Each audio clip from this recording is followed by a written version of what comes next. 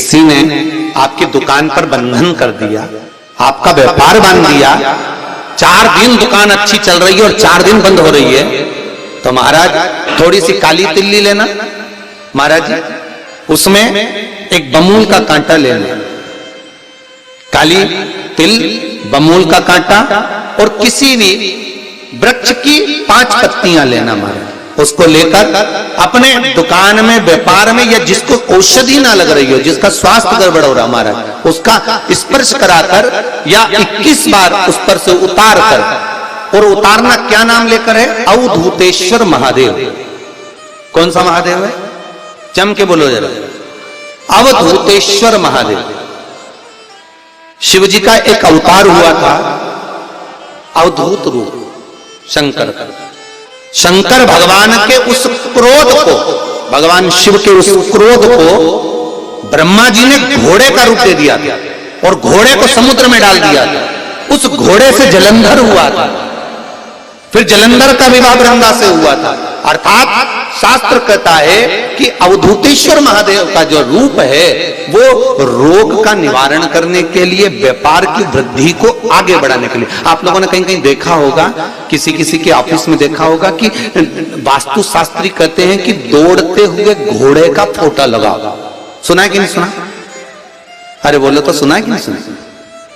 किसी वास्तु वाले के पास जाओगे ना तो वो कहेगा तुम्हारा ऑफिस अच्छा नहीं चल रहा ना, तो दौड़ते हुए घोड़े का फोटो लगाओ। जो घोड़े 4-5 घोड़े दौड़ रहे हैं उनका फोटो लगा। क्यों कहते हैं वो? उसका कारण क्या? वास्तु शास्त्री ऐसा क्यों बताते हैं कि दौड़ते हुए घोड़े का फोटो? उसका शास्त्र प्रमाण शिव महापुराण करती है महाराज कि शिव का एक रूप अवधूतेश्वर है, जिसको ब्रह्मा जी ने घोड़े का रूप दे दिया और घोड़े का रूप देकर उसको समुद्र में डाल दिया, जिससे जलंधर की उत्पत्ति हुई। तो अगर मान लो अगर प्रॉब्लम चल रही है, व्यापार में दिक्कत आ रही है, व्यवसाय में तकलीफ आ रही है, या किसी न किसी रूप में कोई ना कोई कष्ट आपको लग रहा है, तो अवधूतेश्वर महादेव का नाम लेकर काली तिल्ली, वृक्ष की पत्ती और एक बमूल का कांटा लेकर, और आप दुकान में से उतार लो, चाहे शरीर पर से उतार लो, उसको ले जाकर किसी भी चौराहे पर उसको पटक दीजिए। चौरस्ते पर नहीं डाल सकते तो बहते हुए पानी में डाल दीजिए। बहता हुआ पानी ना मिले तो पीपल के वृक्ष के नीचे डाल दीजिए, पर उसको मकर राशि के प्रविष्ट भाव में ही डालना।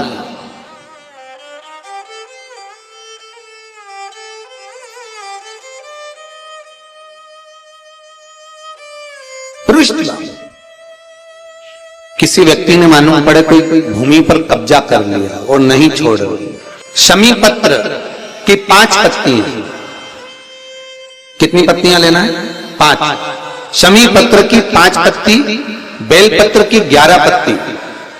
मकर राशि में प्रवेश करते समय सूर्य का स्मरण करते हुए सूर्य पे से 7 बार घुमाकर भगवान शिव का नाम मंत्र लेते हुए, जो शिव महापुराण का मूल मंत्र है, श्री, बोलिए जम के, श्री शिवाय नमस्तुभ्यम। शिव महापुराण के मूल मंत्र का स्मरण कर कर सूर्य पर से घुमाकर शंकर भगवान के शिवलिंग पर जो समर्पित कर देता है, और चढ़ी हुई एक बेलपत्र, शमी पत्र उस स्थान पर डाल देता है जो कब्जा नहीं छोड़ रहा, महाराज 6 महीने के अंदर वो कब्जा छोड़कर भागता नजर आता। उसको छोड़ना ही पड़ता है।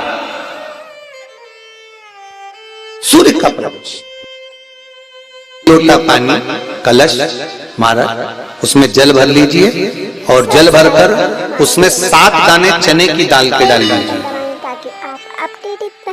7 दाने चने की दाल के डालकर उसमें थोड़ा सा कुंकू, रौली थोड़ी सी इसमें डाल लीजिए। 3 शमी पत्र, 1 बेल पत्र उस जल के अंदर डाल लीजिए महाराज, और डालकर सूर्य नारायण भगवान को दर्शन करते समय, जल छोड़ते समय उत्तर की ओर, आपके घर से जब उत्तर का जो भाग हो उस ओर जल का भाग थोड़ा सा छोड़े।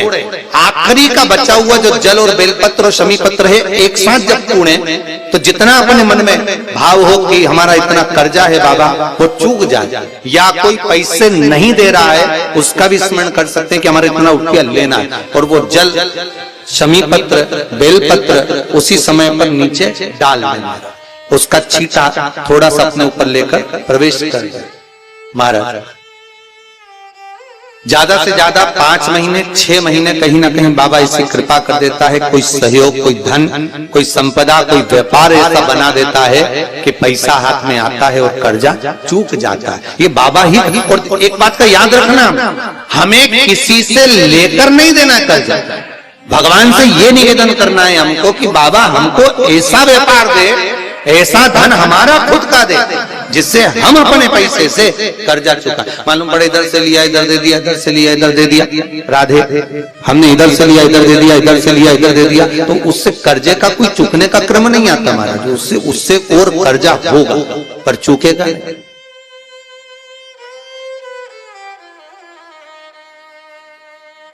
चुकेगा नहीं। हम इधर से उठाकर उधर दे रहे हैं, बस ठीक है, उधर से उठाकर उधर दे रहे हैं, तो ये चूकना नहीं, हमें प्राप्त करना। भगवान से कहो इतना हमको वैभव दे कि चूक जाए, चूके। एक पार्थिव शिवलिंग का निर्माण शमी वृक्ष के नीचे करिए।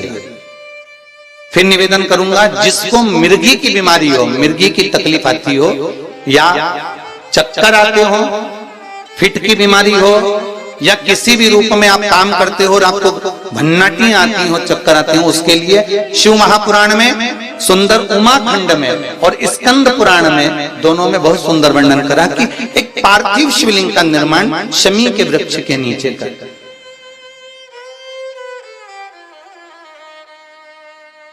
फिर निवेदन करूंगा, शमी का वृक्ष जानते हो आप लोग?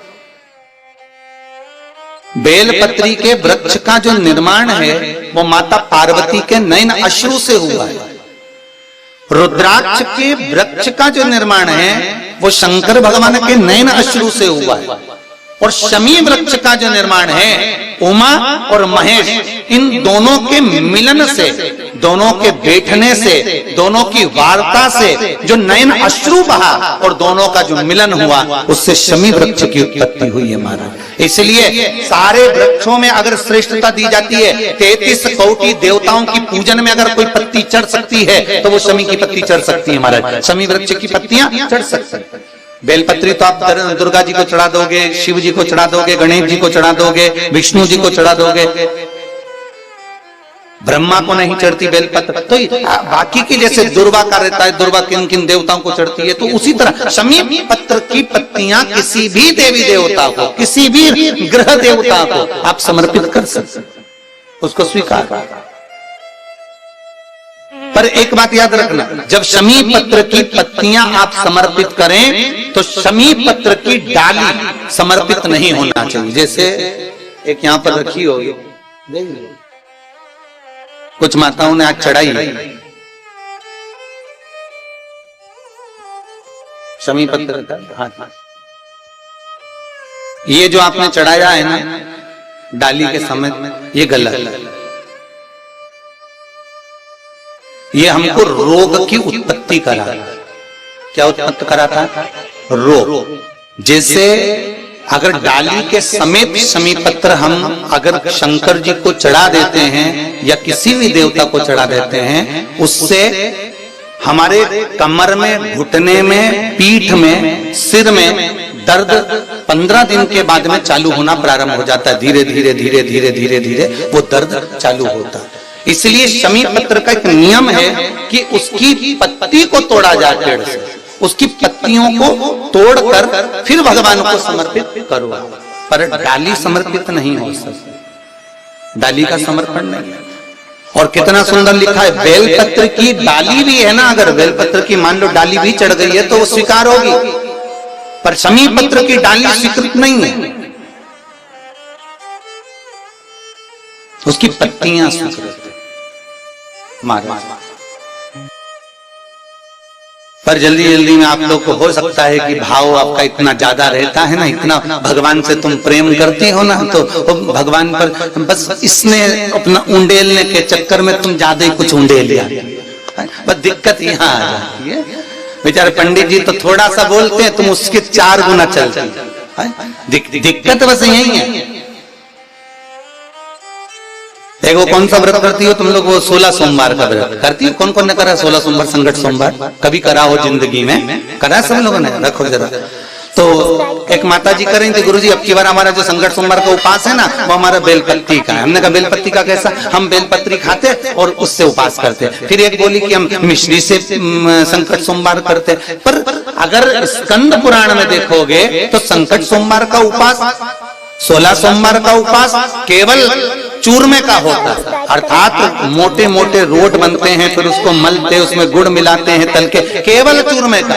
पर अब मन तुम्हारा कि तुम उसको मिश्री का कर रही हो कि बेलपत्री का कर रही हो। किसी ने कह दिया 3 बार संकट सोमवार करना जरूरी होता है, तो 3 बार अलग अलग चीज से करो। भैया कौन सा प्रमाण लिखा है, कहां लिखा कि 3 बार करना है तो अलग अलग चीज से करना पड़ेगा? नहीं।